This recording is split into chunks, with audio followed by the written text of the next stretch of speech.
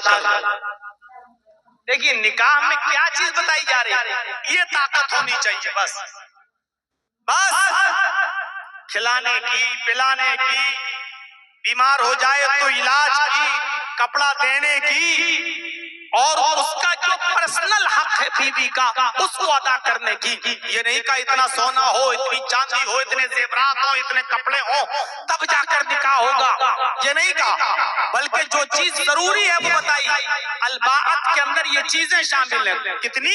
खिलाना, पिलाना, बीमार हो तो इलाज कराना, और कपड़ा देना, और उसका पर्सनल हक। अगर ये तुम अदा कर सकते हो फल यतज़व्वज, तो तुम निकाह कर लो। और उसके बाद निकाह का फायदा बता दिया। निकाह क्यों किया जाता है, उसकी वजह क्या है? फ़इन्नहु अग़द्दु लिलबसर व अहसनु लिलफरज। निकाह करने के बाद इंसान की निगाहें झुक जाती हैं। अग़द्दु लिलबसर, शादी से इंसान की निगाहें, निकाह करने वाले की निगाहें झुक जाती हैं। मतलब समझ रहे हो इसका? इसका मतलब यह है कि जब वो शादी कर लेता है तो दूसरों की माँ, बहन और बेटियों पर गलत नजर नहीं डालता। शादियां करने से निगाहें झुक जाती हैं। कितना साफ सुथरा और मुहज़्ज़ब जुमला इस्तेमाल किया अल्लाह के रसूल ने। निकाह करने से, शादी करने से निगाहें झुक जाती हैं। निगाह झुकने का मतलब यह है कि कौम और समाज के अंदर जो लड़कियां, जो माएं, बहनें, बेटियां हैं, उनकी तरफ वो ताक झांक नहीं करता। फ़इन्नहु अग़द्दु लिलबसर, शादी करने के बाद निगाहें झुक जाती हैं, दूसरों की माँ, बहन, बेटियां उसके शर से महफूज हो जाती हैं। और दूसरा फायदा वो अहसनु लिलफरज, और शादी करने के बाद निकाह करने वाले की शर्मगाह की हिफाजत भी होती है। यानी फिर वो गलत जगह पर मुंह नहीं मारता फिरता है। शादी के बाद ये पाकीज़ा रिश्ता उसके साथ हो जाता है। मेरे साथियों गौर कीजिए निकाह पर कितना उभारा है। अभी आएंगी बातें आगे कि निकाह में क्या होना चाहिए और निकाह में कितनी सादगी होनी चाहिए और निकाह के अंदर जरूरी चीजें क्या क्या हैं। और हमारे समाज में 25 साल से ज्यादा का अरसा हो चुका है मेरे भाइयों तकरीरें करते हुए, और पूरे बिहार में यही वो जगह है जहां जर्जीस साहब की सबसे पहली तकरीर पूरे बिहार में कहीं हुई थी तो यही हुई थी तीतवारी में, जब मौलाना तौहीद साहब ने हमको यहाँ बुलाया था। वक्त भी था। सोचिए कि उस दौर से लेकर अब तक कितना साल का अरसा गुजर चुका है, और पूछा जाए तो इतने सालों के अरसे में हमारे दरमियान चेंजिंग क्या आई है, हमारे दरमियान तब्दीली क्या आई है। न जहेज में कमी आई, न शादियों में सादगी आई,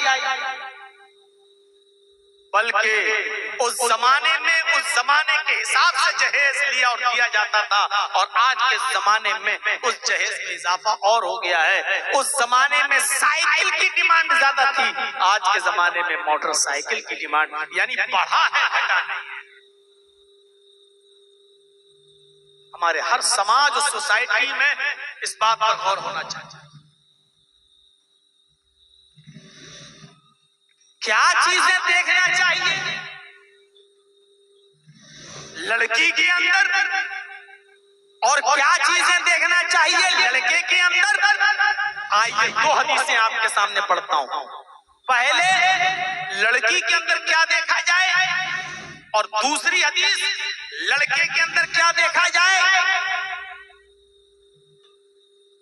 हदीस आपके सामने रखता हूं।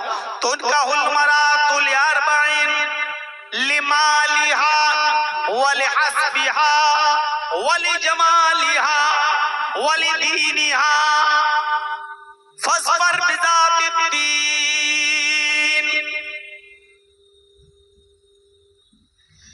आमतौर पर लड़कियों के अंदर ये चार चीजें देखी जाती हैं जिनको देखकर लोग शादियां करते हैं। तो उनकाहुल मरातुल लिअर्बईन लिमालिहा, माल देखकर शादी करते हैं। क्या मिलेगा, और सबसे पहले माल का ही जिक्र हुआ, क्योंकि आज सबसे पहले यही चीज देखी जा रही है, मिलेगा क्या।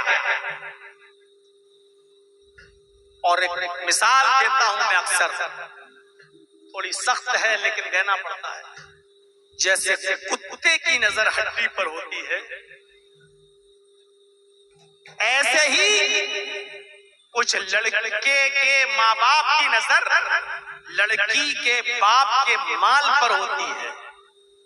आदमी जितना ज्यादा बूढ़ा होता जाता है, जितना ज्यादा मौत की तरफ जाता है, लालच भी उसके अंदर बढ़ती जाती है। या हरामो बनो आदम यशक्कु मिन्हु सुल्तान। आदमी बूढ़ा होता जाता है लेकिन दो चीजें उसकी जवान होती जाती हैं, दो चीजें उसकी जवान होती जाती हैं, अल हिर्सु अलल माल वल हिर्सु अलल उम्र। उसकी उम्र बढ़ जाए ये उसको बढ़ता, लालच बढ़ता रहता है, और 2-4 साल जी लूं। अल हिर्सु अलल माल, माल आ जाए मेरे पास, ये भी तो उसकी ख्वाहिश बढ़ती रहती है। तो ये पहली चीज बताई है। लड़कियों के अंदर आमतौर पर लड़की वाले में 4 चीजें देखी जाती हैं। पहली चीज बताई लिमालिहा, कुछ लोग होते हैं जो उसका माल देखकर शादी करते हैं, हमें क्या मिल जाएगा, जैसे कुत्ते की नजर हड्डी पर लगी हुई। वलिहस्बिहा, दूसरी चीज हस्ब नसब देखी जाती है, कोई हैसियत नहीं इसकी। दूसरी चीज हस्ब नसब, मैं खान हूं, लड़की भी खान है कि नहीं,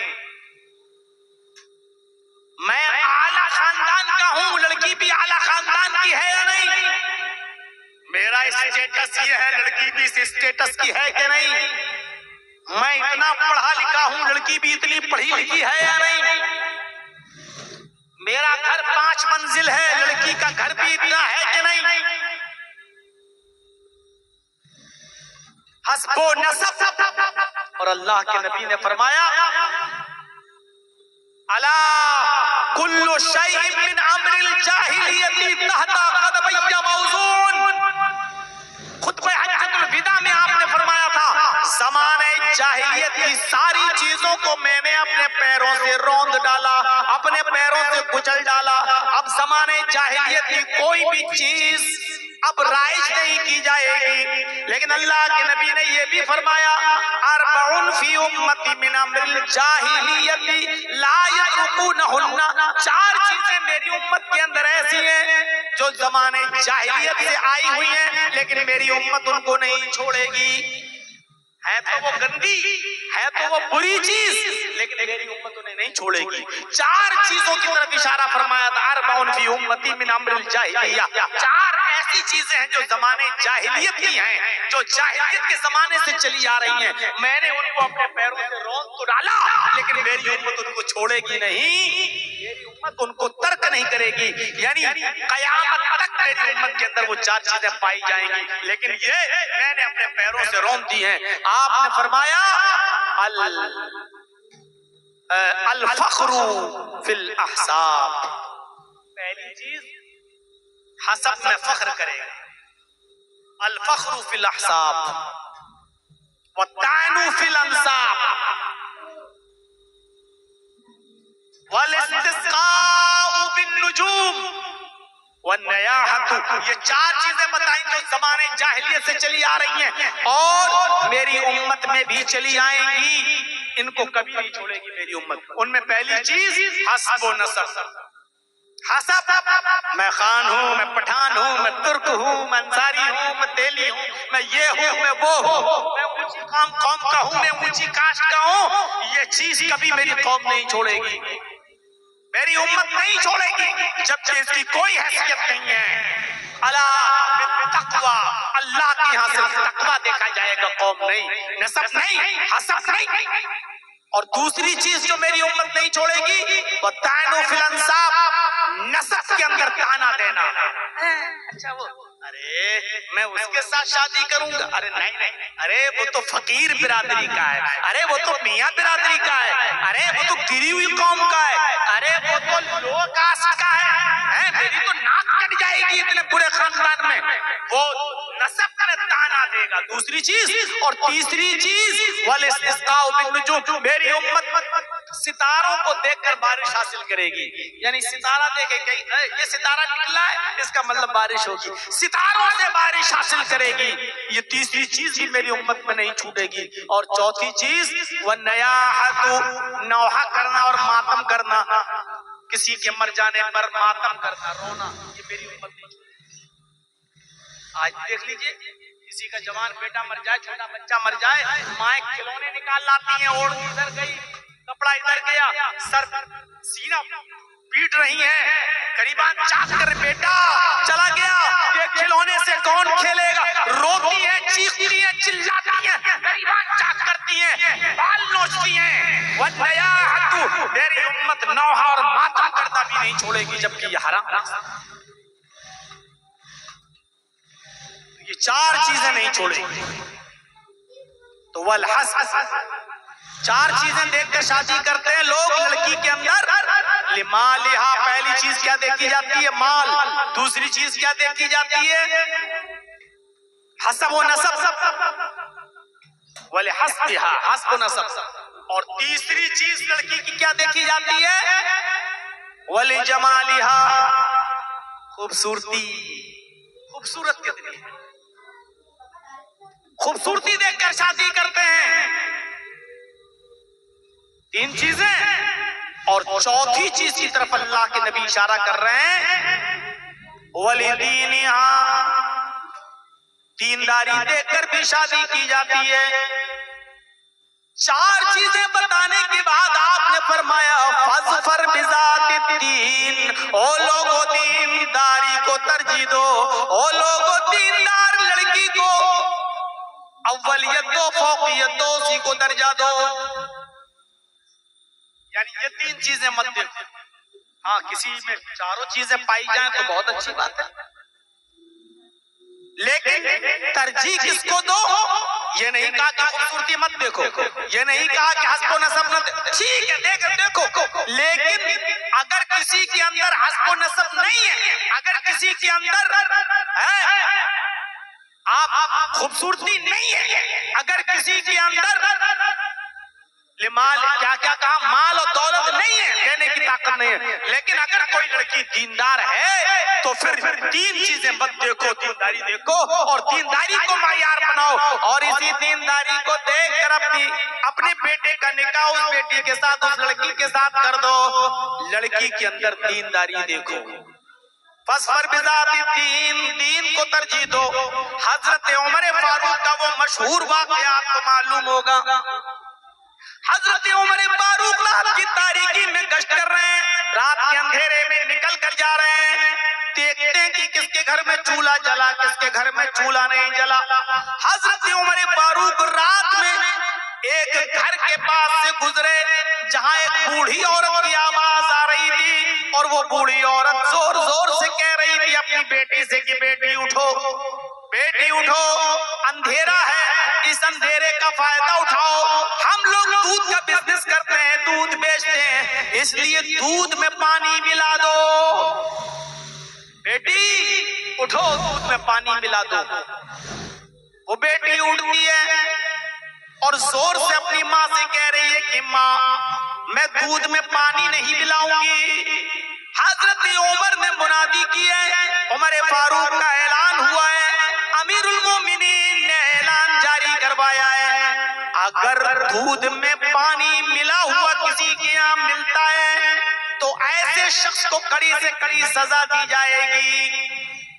माँ कहती है बेटी उमर थोड़ी देख रहे हैं, इस रात के अंधेरे में उमर को क्या पता, तो दूध में पानी मिला, मुझे तेरी शादी कराना है, तेरे लिए अच्छा लड़का देखना है, हमारे पास गरीबी और गुर्बत की वजह से हम तेरे हाथ पीले नहीं कर पा रहे हैं, मुझे तेरा रिश्ता भी तो करना है, इसलिए इस काम के अलावा कोई और काम भी तो नहीं है हमारे पास, बेटी तुम दूध में पानी मिलाओ। उमर थोड़ी देख रहा है, उमर को क्या पता कि हमने दूध में पानी मिलाया है, जाओ मैं कह रही हूँ तुम दूध में पानी मिलाओ। बेटी चीख कर कहती है माँ उमर नहीं देख रहा है तो क्या हुआ, उमर का रब तो देख रहा है, हम उमर के सवाल जवाब से से तो बच जाएंगे, लेकिन कयामत के दिन अल्लाह के सवाल और जवाब से कैसे बचेंगे? माँ मैं दूध में पानी नहीं मिलाऊंगी। उमर नहीं देख रहा तो क्या हुआ, उमर का रब तो देख रहा है।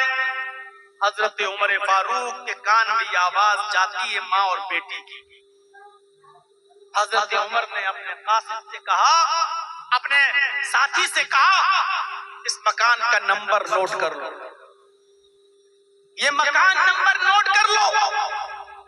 और सुबह जब दरबारे खिलाफत में बैठे हजरत उमर, सुबह जब दरबारे खिलाफत में बैठे हजरत उमर, तो उन दोनों को बुलवाया, कासिद के जरिए जाओ और माँ बेटी दोनों को बुलाकर।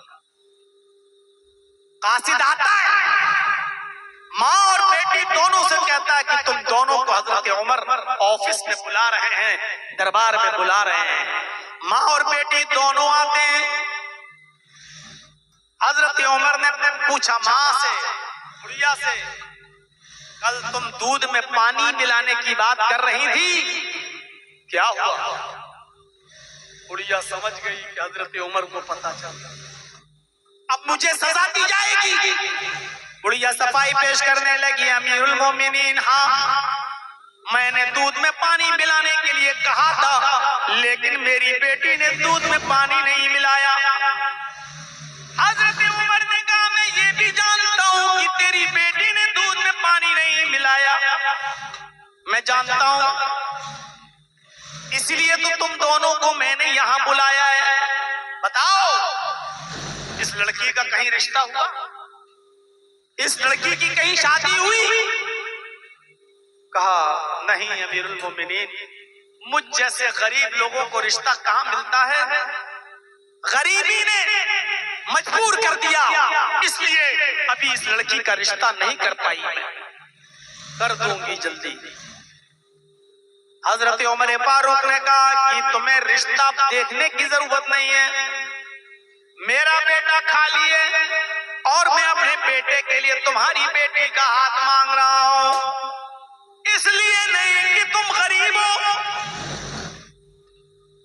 बल्कि सिर्फ इसलिए कि तेरी बेटी से शादी अपने बेटे के साथ मैं इसलिए कर रहा हूं क्योंकि तेरी बेटी दीनदार है। ये उम्र से नहीं, उम्र के रब से डरती है, ये उम्र से नहीं, उम्र के रब से डरती है। और मैं यही चाहता हूं कि लोग उम्र से नहीं, उम्र के रब से डरने वाले बन जाएं। तेरी बेटी को उम्र का खौफ नहीं है, उम्र के रब का खौफ है, इसलिए मेरी बहू बनने के लायक है, मेरे बेटे की बीवी बनने के लायक है, मैंने अपने बेटे के लिए तेरी बेटी को पसंद किया है। कहने लगी मजाक मत करो अमीरुल मोमिनीन। हजरत उमर ने कहा नहीं मैं मजाक नहीं कर रहा हूँ, मुझे दीनदार लड़की की जरूरत है, जो दीनदारी मैंने तुम्हारी बेटी के अंदर देखी है। हजरत उमर ने अपने बेटे का निकाह उस लड़की के साथ कर दिया। गौर कीजिए, ना हस्बो नसब देखा, ना माल देखा, ना हुस्नो जमाल देखा, खूबसूरती देखी, कुछ नहीं देखा, सिर्फ ये देखा कि वो लड़की उम्र से नहीं, उम्र के रब से डरती है, दीनदार है, अल्लाह वाली है, नेक है। हजरत उमर ने अपने बेटे का निकाह उस लड़की के साथ कर दिया। अंदाजा लगा सकते हैं आप खैर और बरकत आए कहां से आज हमारे घरों में। हमने दीनदारी को मायार बनाना छोड़ दिया है। ये तो लड़के वालों को हुक्म है कि लड़की